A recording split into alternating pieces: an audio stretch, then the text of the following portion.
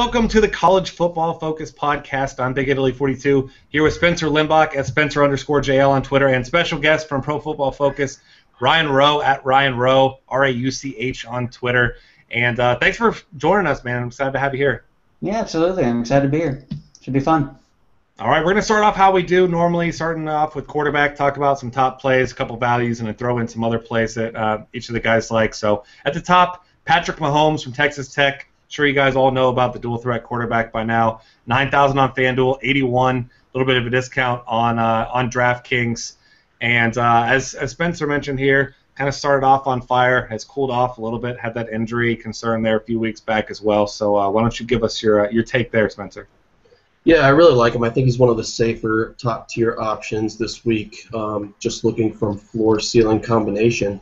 And this is the highest over-under on the board against Oklahoma State. They have a 79-point total.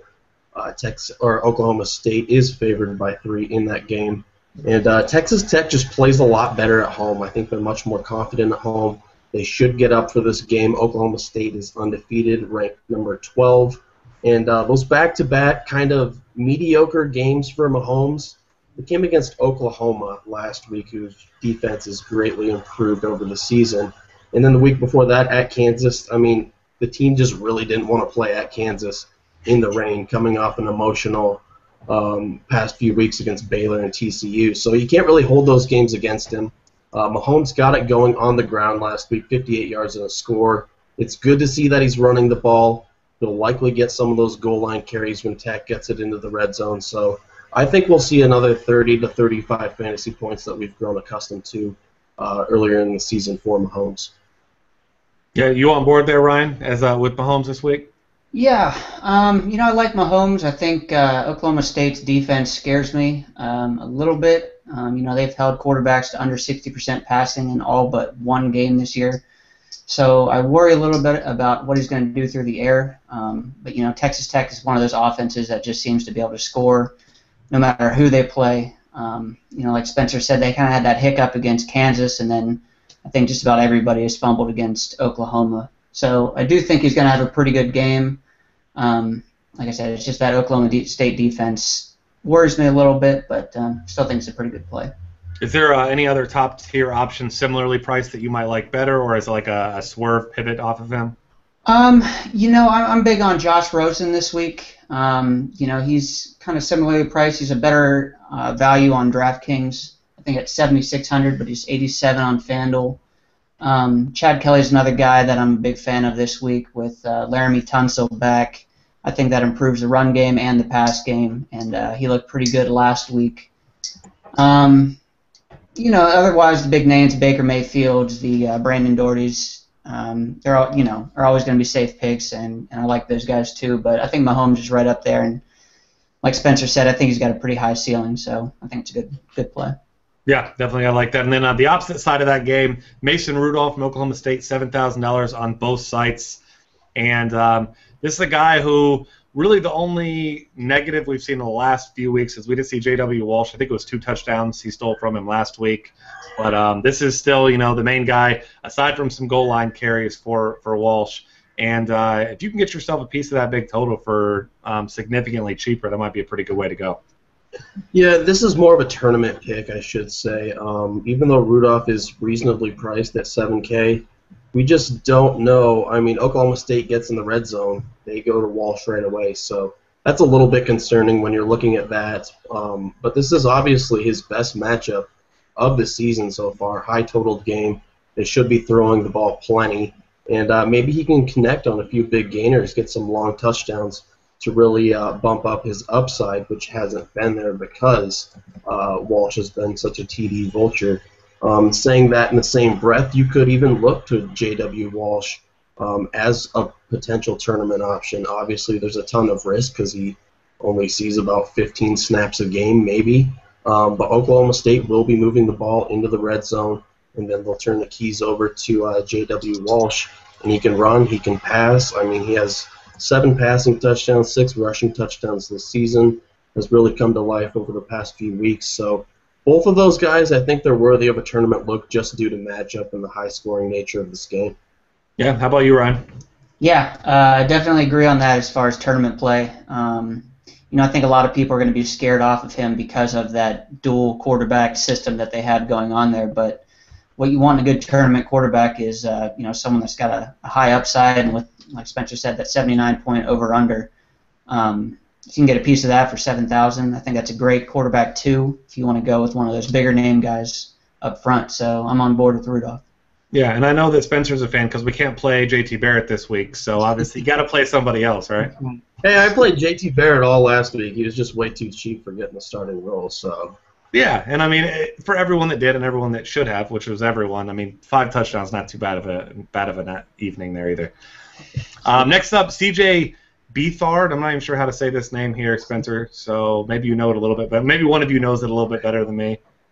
I actually don't. I call him Beathard, but that just might be me being me and butchering these names. I like Beathard. It sounds better than what I said. So yeah, it rolls off the tongue like you know what you're talking about, so that's why I say it like that. Yeah. All right, well, we'll go with Beathard then. 6,000 on FanDuel, 56 on DraftKings, and you mentioned him as the game managers type, maybe an Alex Smith type for those that are familiar with the NFL and not college football. But it seems like he's the kind of guy you may be looking to as a value cash game player.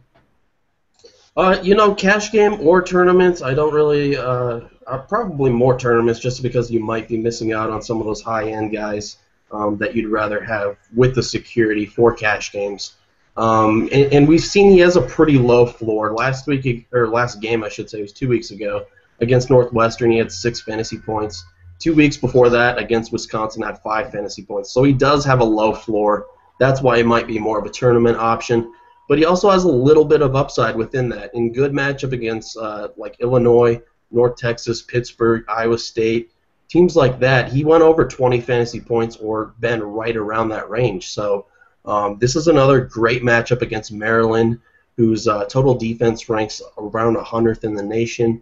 I think Beathard could really get it going, maybe, recapture some of that upside, get above 20 fantasy points. And if he does that, and then some of the top-tier guys just hover around the 30 fantasy point mark, you might be ahead of the pack just by reaching some of the other top dollar options on FanDuel. And then, again, Beathard, probably a QB2 worthy on DraftKings for a cheaper salary. Yeah, seems like a viable strategy. How about you, Ryan? You on board with him as a value, or is there anybody else you're looking at similar that you like more? No, I mean, he's definitely a value. I was kind of going over his recent games, and it seems like every other game he has at least 2 touchdowns. So, like Spencer said last week against Northwestern, he kind of laid an egg, but I think he's due for a bounce back against Maryland. Another guy I like is Brett Ripon, the Boise State quarterback. I think that's going to be a big game, and he's a little bit pricier, $6,600 on DraftKings, and he might not even be on FanDuel this week. I don't think the Boise State. He's not. That's DraftKings only. But he's had 3 touchdowns in 3 of 6 games. He's had at least 270 yards in 4 of those 6 games. So, kind of a sneaky play there. I like Ripon, but I think Beathard or big play CJ or whatever you want to go with. I like that big play CJ. That sticks. I like that. Stole that from Calvin in the NFL, but. I think both of them are good options. Like you said, QB2, you kind of want somebody, especially in tournaments, that not a lot of guys are going to pick up on, and I think both of those guys could be good pickups. Yeah, and Calvin's got plenty of nicknames, so he can share one with somebody else this time.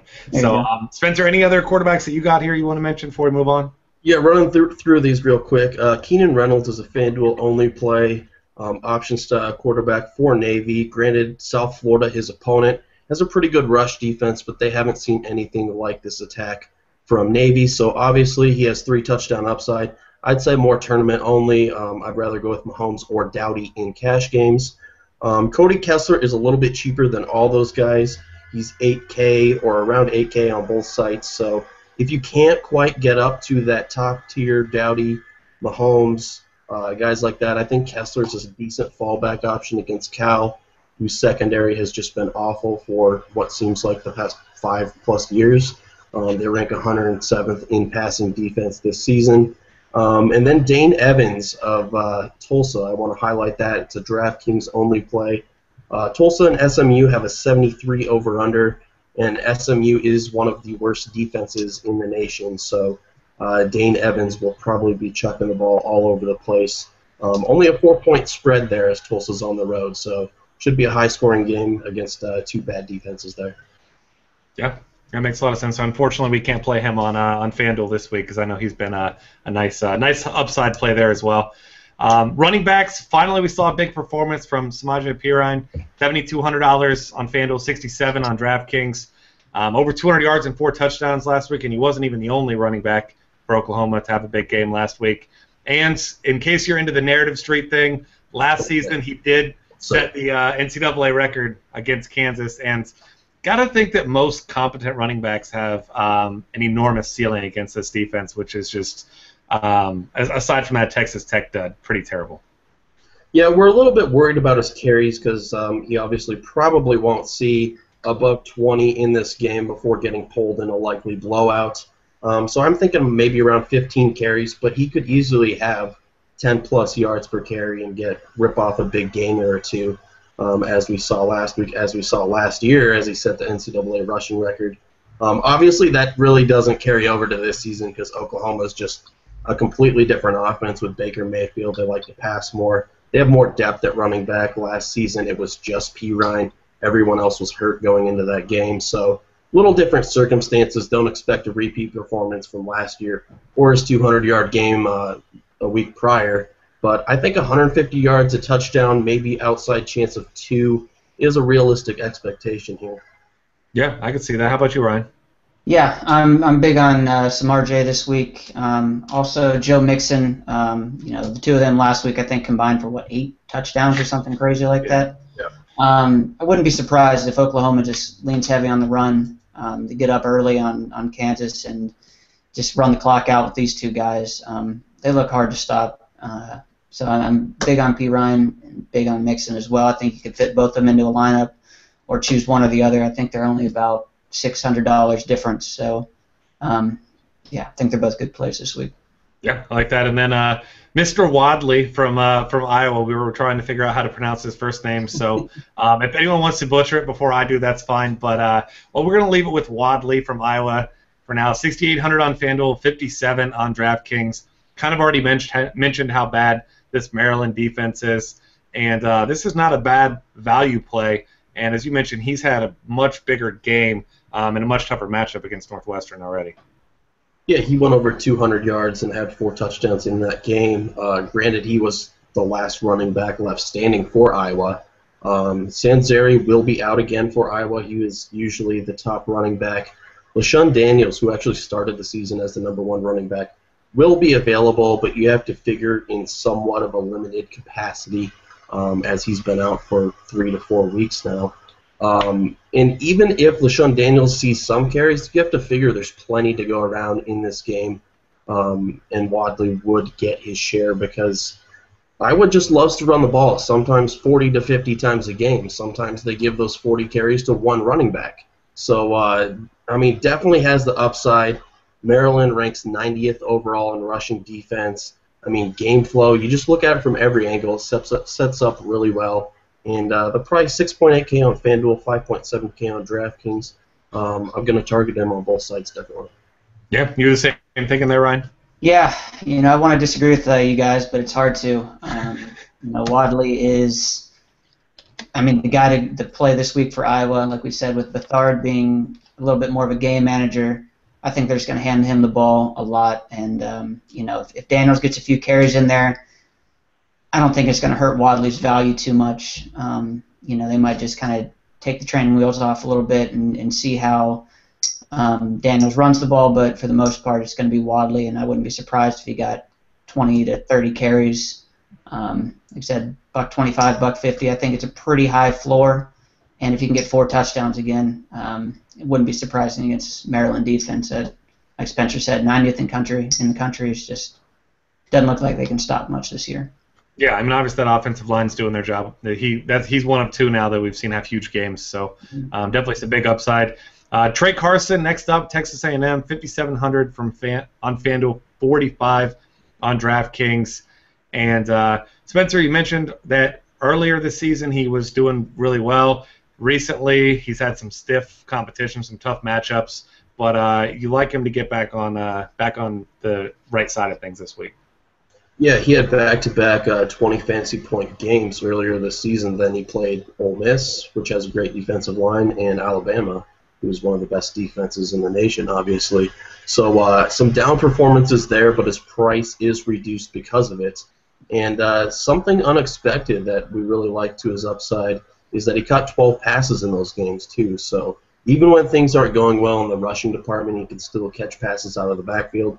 That's great on DraftKings, where he's only $4,500, and I really like him as a flex over there in combination with two of the other guys that we talked about. So I like him there. He's $5,700 on FanDuel, a little bit cheaper over there as well. Game flow really sets up for him in this matchup. They're favored by 16 at home over South Carolina. That ranks 100th overall in rush defense this year. So, I mean, everything just looks good for him to be a solid value play. Yeah, like that. How about you, Ryan? And then also, if there's anybody else you got, a running back value top, anybody else you want to throw in there too? Sure. Yeah, Carson, again, like him, he's priced really well and as the lead guy there for A&M. I think it's a pretty good matchup. South Carolina's given up 200 yards in just about every game this year, it looks like, to opposing running backs. I think they almost gave up 400 against Fredette and LSU, so I don't think we're going to quite see that out of Carson this week, but, again, with those receptions that he's getting, I think there's a pretty high floor there, and could see that being a pretty high-scoring game. As far as a couple other plays I like, Jeremy McNichols, Boise State again. I think I'm just big on Boise State this week. I think they're going to have a big game against UNLV. UNLV is the 90th ranked run defense in the country in terms of yards allowed, and Boise State likes to go to McNichols a lot. So that's one I like. There's a couple other ones. Jalen Walton, Mississippi Ole Miss game. I think he's someone that you could go to again with Tunsil back for Ole Miss. I think he's a good play. Then there's a couple. Xavier Jones and Zach Langer, both running backs on either side of that Tulsa and SMU game. Both those run defenses are about bottom in the nation, and I think both those guys are priced DraftKings only under $5,500. So I think they're just going to be a run fest there in SMU, and I think those guys are people I'm targeting this week. Yeah, I like those guys. Anybody else you got there to throw in there, Spencer? Or any throwback there? Any reasons to hate or love those guys? There's one guy in there I like. I'll get to that. But the must play on FanDuel that I didn't mention because he's not on DraftKings is Anthony Wells of Western Kentucky. He's $7,500. That's a very realistic price tag given his upside. He plays Old Dominion, and Western Kentucky's 24-point favorites in that game, which is enough to feed him the ball in the second half, but not enough to take him out, put the backups in. And the last time he had a great matchup against, as like a 21-point favorite against a bad opponent was at North Texas last month. He had 193 yards, 2 rushing touchdowns, 60 yards, and another receiving touchdown. And he just fits this offense really well, getting receptions out of the backfield. Had a tough matchup against LSU last week, but, you don't expect a ton out of him in that draw. Still at 13 fantasy points, but I'm looking at some high upside this week. Once again, that's a FanDuel-only play, but I would pencil him into all formats. And then, as Ryan said, the DraftKings equivalent that you should have in your lineup of Wales is McNichols of Boise, because the UNLV defense is just horrific against the run. McNichols has been solid all year long. They've been leaning on him. I'm going to try as hard as I can to get him into my DraftKings teams. 7.9K isn't asking too much when you consider Dalvin Cook is around 9,000. I think you can save that 1,100 rather go with McNichols there. Joe Mixon was obviously on my list as well. We mentioned him earlier in conjunction with Samaje Perine, getting looks in that game. But yeah, other than that, that's pretty much what I got for running back. Yeah, definitely like those. Then moving over to wide receiver, the social media sensation of the week, Juju Smith-Schuster. We saw after some trash talk from Utah, you saw him post that Vine after giving a vicious stiff arm. It was a fun thing. You gotta like stuff like that. And 8,000 on FanDuel, 73 on DraftKings. You mentioned that he was limited in practice on Wednesday, but you also mentioned the guy that you don't mind pivoting to if for some reason Juju can't go. Yeah, so I think Juju Smith is going to play, and I think he's going to play well and do his thing, which is 6-7 catches, over 100 yards and a touchdown. But I mean, just in case we get some word that he's limited, he's iffy. I mean, you can easily pivot to any of these guys. Laquan Treadwell, Tywan Taylor on FanDuel over there. I both like those guys. They're a little bit more expensive, but I think you can work them in. There's a lot of different ways you can go on FanDuel this week. And Treadwell's actually pretty cheap on DraftKings too, 6.7. So I think he's a primary target over there. But Juju Smith against Cal, I mean that pass defense ranks 107th in the nation. As I said earlier when we were talking about Kessler, and their running game's kind of beat up. Trey Madden's injured. They don't really have anyone to go to and consistently rely on. So I think that just opens it up more and calls for more passes, and Juju Smith should benefit from that. How about you, Ryan? You on the Juju train this week? Yeah. Juju's a guy I'm targeting. He seems like he is slotted in between 100 and 150 yards every week. Always gets about 5 to 7 or 8 catches. If he throws a touchdown or two in there, then you're going to have a good week on your daily fantasy site. I tried to fade him one week in a column that I wrote and just kind of backfired. I think that may have been the Idaho game where he went off for 2 touchdowns and 200 yards or something like that. And I think after that I learned to kind of stay away from fading him. He is that USC offense, and way Kessler likes to throw him the ball. He's a guy that I think about every week, and I'm going to try and fit him into a few lineups. Probably more cash games than tournaments because I don't see him going over 150 yards too often. Not that that's a bad ceiling at all, but I think he's a solid cash game play this week. Yeah, makes a lot of sense there. Next up, Kenny Lawler from Cal, 6,100 on FanDuel, 57 on DraftKings. And Spencer, you said you think he's chronically underpriced on both sites. So is he one of your cash game locks? One of the guys you're slotting in first? Yeah, definitely, especially on FanDuel. Well, actually on both sites. I mean, 6,100 on FanDuel, 57 on DraftKings. This guy's just a touchdown machine, 6 touchdowns over the past 5 games. And Cal's going to be chucking the ball probably 60-plus times in this game, which means plenty of targets for Lawler, especially in the red zone. Goff relies on him over there. Even if he doesn't get a ton of yardage, I mean, he's still a candidate to put up 100-plus yards, get 8-plus catches. But even if he doesn't do that, he could get 2 touchdowns, as he has done recently in the past this season and last season. So 6,100, kind of a mid-level price there. I think that's a steal for him. Yeah, definitely. And then Ryan, you on board with him also? And then you want to throw in some guys you're looking at too?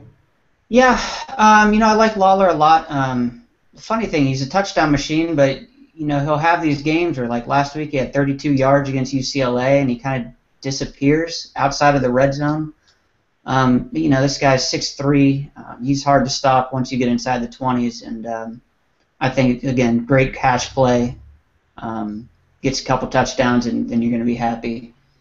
I think we mentioned him earlier, but Laquan Treadwell, huge value on DraftKings. He's a guy I have in just about every lineup, only $6,700. I think that Ole Miss offense is going to be, humming this week. Pharaoh Cooper, Jakeem Grant, a couple of big-name guys that I think are both bound to have some big games.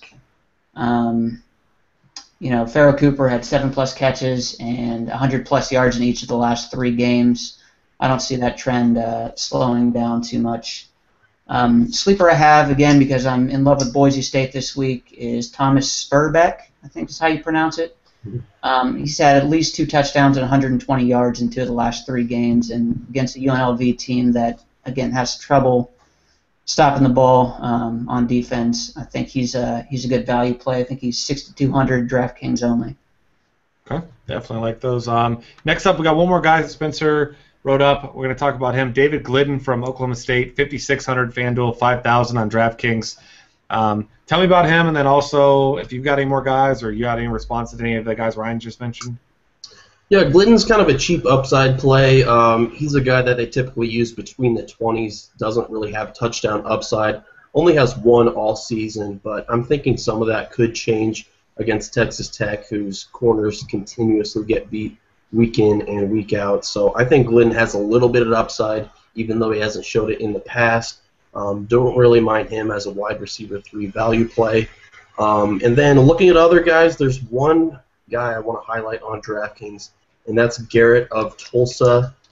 We saw last week Atkinson left the game early. He's the other wide receiver that kind of splits the production with Garrett.